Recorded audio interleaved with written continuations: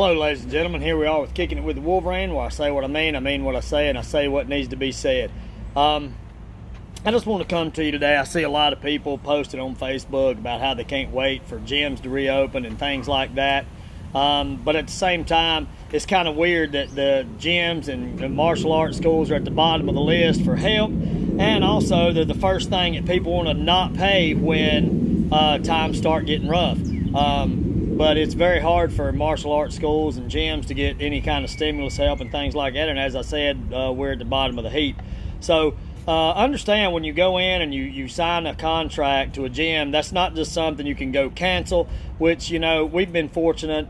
We've got a pretty good group. Most of the people have stayed true to their commitment. And, it's funny that gyms are suffering, really, but everybody puts emphasis on restaurants, even the alcohol stores, bars, things of that nature. But everybody's talking about how they can't wait to get back to the gym. They can't wait to get back to their martial arts school. At the same time, their martial arts schools are suffering.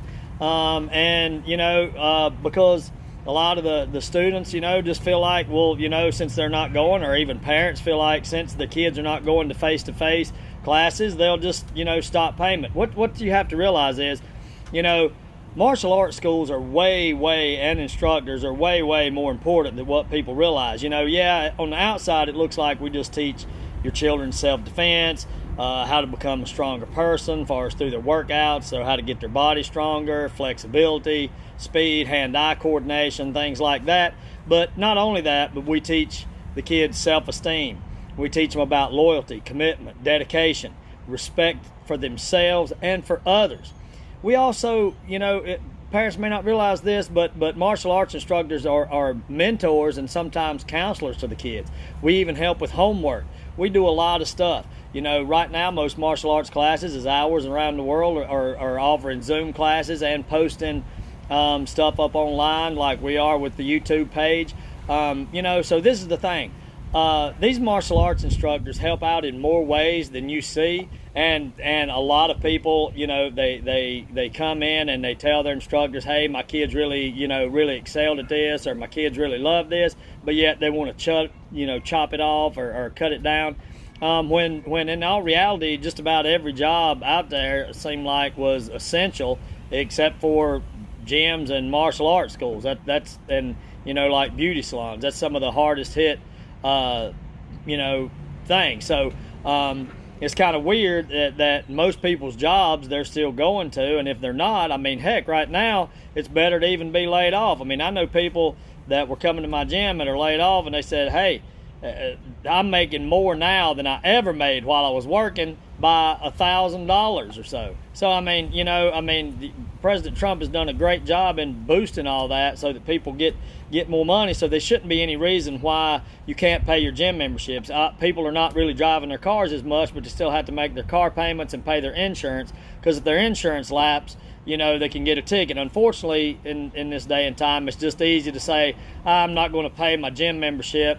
You guys are at the bottom of the heap. I don't need it. But, when or if you're ever attacked, or when it comes a time that you use the skills that you've learned, either be through defending yourself or public speaking, things of that nature, these kids that we coach, and teach about sportsmanship and how to conduct themselves in the public and how to respect, like we said, others, and have respect for authority.